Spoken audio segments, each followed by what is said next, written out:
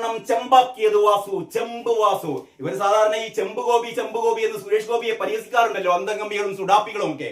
സുരേഷ് ഗോപി ഒരു വഴിപാട് നടത്തിയതായിരുന്നു. ആ വഴിപാടിൽ സ്വർണം കുറഞ്ഞു പോയി, അതിൽ ചെമ്പ് കൂടിപ്പോയി എന്നും പറഞ്ഞിട്ട് സുരേഷ് ഗോപിയെ ചെമ്പ് ഗോപി എന്ന് പറയുന്ന ഒരുപാട് അന്തംഗമ്മികളുള്ള നാടാണ് നമ്മുടെ കേട്ടോ.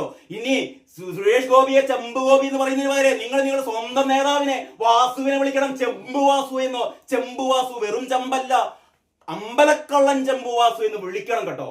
സുരേഷ് ഗോപിയെ ചെമ്പ് ഗോപി എന്ന് വിളിക്കുന്ന നിങ്ങളെ കുറിച്ച് ഓർത്ത് സഹതപിക്കാനേ പറ്റുന്നുള്ളൂ.